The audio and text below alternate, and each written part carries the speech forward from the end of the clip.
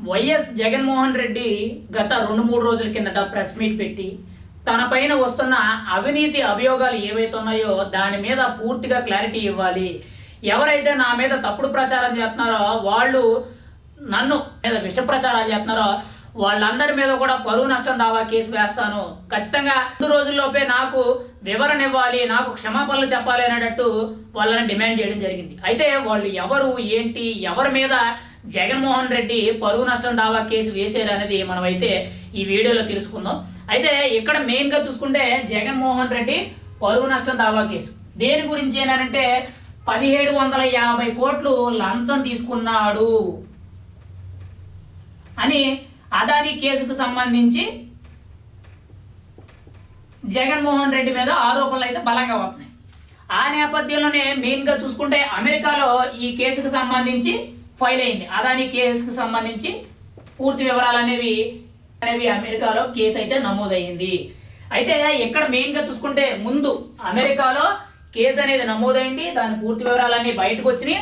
అప్పుడు అందులో మెయిన్గా చూసుకుంటే జగన్మోహన్ రెడ్డికి ఎలా గతంలో 2021లో మెయిన్గా చూసుకుంటే ఆంధ్రప్రదేశ్ అఫీషియల్ ఒక అధికారికి దాదాపుగా 1750 కోట్ల రూపాయల లంచం ఇచ్చారని చెప్పి అందులో వెల్లడించడం జరిగింది. అయితే ఇక్కడ ఆంధ్రప్రదేశ్ అఫీషియల్ పర్సన్ అంటే ఎవరు? గతంలో సీఎం పదవిలో కూర్చున్నది వైఎస్ జగన్మోహన్ రెడ్డి కదా, ఆయన కంటే పెద్ద మనిషి, ఆయన కంటే అఫీషియల్ పర్సన్ ఆంధ్రప్రదేశ్ రాష్ట్రంలో ఇంకొకటి ఉన్నాడు గత 5 ఏళ్ళు. ఇప్పుడంటే చంద్రబాబు నాయుడు అవుతారు. అయితే ఇక్కడ ఇంత బలంగా ఆరోపణలు వస్తుంటే ఆ ఆరోపణలు ఇక్కడ మెయిన్గా ఇటు ఈనాడే కానీ ఆంధ్రజ్యోతే కానీ వాళ్ళ దాంట్లో ప్రచారం చేసుకున్నారు. ఏమని? జగన్మోహన్ రెడ్డి ఇలా అదానీ కేసుకు సంబంధించి విద్యుత్ ఒప్పందాల్లో కొన్ని అవకతవకలు జరిగినాయి, 1750 కోట్లు అదానీ దగ్గర లంచం తీసుకున్నాడు అనేటట్టు కొన్ని ప్రచారాలు అయితే మెయిన్గా ఏబిఎన్, ఆంధ్రజ్యోతి ఇంకా మిగతా మీడియాలు, సోషల్ మీడియాలు, డిజిటల్ మీడియాలు, శాటిలైట్ టీవీలు, నేషనల్ టీవీలు అన్నీ మొత్తం అన్ని ప్రచారం చేసుకున్నాయి. కానీ జగన్మోహన్ రెడ్డి పరువు నష్టం దావా కేసు అనేది ఎవరి మీద వేశారని అంటే ఈనాడు మీద, ఆంధ్రజ్యోతి మీద. వాళ్ళిద్దరూ కూడా నా మీద తప్పుడు ప్రచారాలు చేస్తున్నారు, నాకు క్షమాపణలు చెప్పాలి, నాకు వివరణ ఇవ్వాలి, లేదు అని అంటే 100 కోట్లు పరువు నష్టం దావా కేసు వేస్తానని చెప్పి వేసినట్టు కూడా తన జగన్మోహన్ రెడ్డికి సంబంధించిన లాయర్లు ఎవరైతే ఉన్నారో వాళ్ళు ఆల్రెడీ చెప్పడం జరిగింది. సాక్షి మీడియాలో కూడా దాని గురించి ఒక ప్రకటన అనేది రావడం జరిగింది. అంటే ఇక్కడ కేవలం ఈనాడు, ఆంధ్రజ్యోతిలో మాత్రమే ఈ జగన్మోహన్ రెడ్డికి సంబంధించిన 1750 కోట్ల లంచం తీసుకున్నారు అనేటువంటి ప్రచారం చేశారా? నేషనల్ మీడియాతో సహా అన్ని TV9, NTV, even big TV, RTV, social media accounts అవి కాకుండా మెయిన్గా చూసుకుంటే నేషనల్ మీడియా ఇండియా టుడేలో కూడా వచ్చింది. ఇంకా ఇంకా ఇంకా చాలా ఉన్నాయి అక్కడ.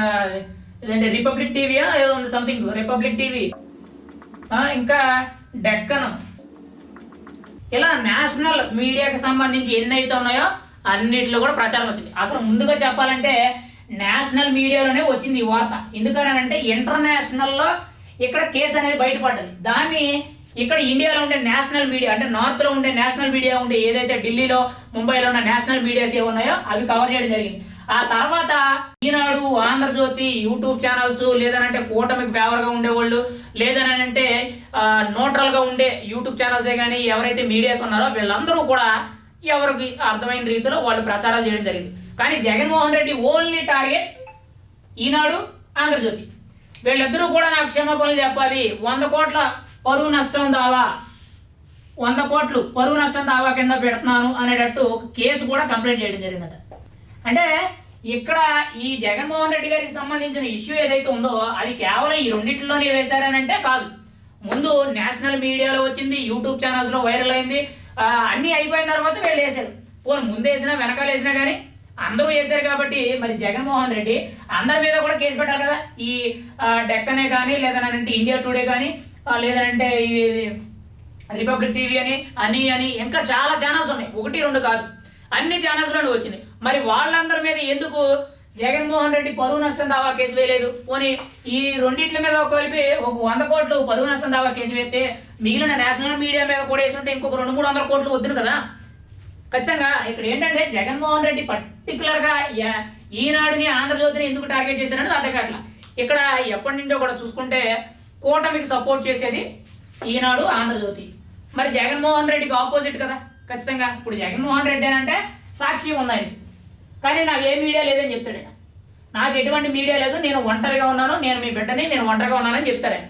కానీ సాక్షి టీవీలో వచ్చే ప్రచారాలన్నింటికి కూడా జగన్మోహన్ రెడ్డి సూత్రధారి ప్రతిదీ కూడా. ఇక్కడ ఈనాడు ఆంధ్రజ్యోతిని టార్గెట్ చేసి 100 కోట్లు పరువు నష్టం దావా కేసు అడిగారు, మరి మిగిలిన మీద ఎందుకు వేయలేదు? అది వాస్తవమే కదా. ఇక్కడ కోర్టులో కేసు వేశారు, ఈ కేసు అయినా నిలబడతానంటే ఖచ్చితంగా హైకోర్టులో కేసు వేశారు కాబట్టి ఇది నిలబడే ఛాన్స్ లేదని అనేటట్టు కొన్ని వార్తలు వస్తున్నాయి.